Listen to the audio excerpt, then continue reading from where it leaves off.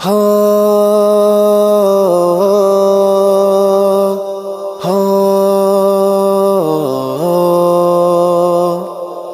وطن نازم به نامت بنازم، تن تنم وطن.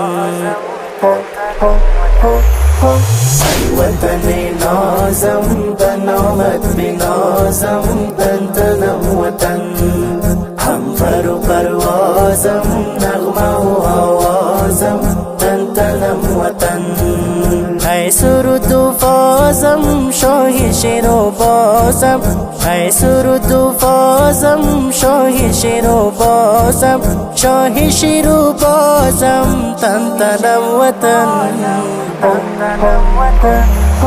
ای وطن نازم به نامت بنازم، تن تنم وطن. هم پر و پروازم.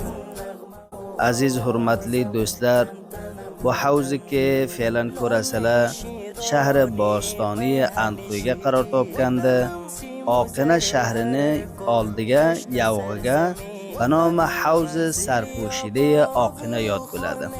1995 هجری قمریگه با شیبانی رحمت الله علیه و oğulları عبدالله زریعه منن اعمار بگنده و بو برت از بناهای یا آثارهای تاریخی اندخوی باستان ولایت فاریابتن یادآوری بولده. ابریشم یولیدن اوتکنیزدن ساغره به خاطر آبرین کسایی که شوردن وطه دله با قدیمی وقت لگه şu sudan istifade bo'lsin va ajr fodosh bizlarga eshitsinda kuzatilganda. Zamistonga ham va tobistonga ham behtarin ob zulol, ob guvoro, behtarin yaxshi suvi borda hifozat qiladi. Albatta, chuqurligi ki bu havzni ko'rasizlar, 16 metr chuqurligi bor. Va irtifosi va muni bilandligi, behtarin dizayn, behtarin chiroyli shakliga e'mor bo'lgan tuzalganda 32 metr irtifo balandligida qaror ko'rasizlar va 24 ta ham zinasi bor. 24 ta zinasi bor. Har go'yki zamiston bo'lguday bo'lsa yog'inli suvdan to'ladi. Bo'lmagan suratga ham ki bor, bu shu aroqdan kelayotgan suvlardan zaxira bo'ladi va millati ki bu yerdan o'tib qaytadilar, bundan istifoda bo'ladi. واقعاً bir joy tarixiy va binoy tarixiy viloyat Faryab ulusvoli chorgona Andxo'y va xususan shahri Oqinaga qaror topgandi.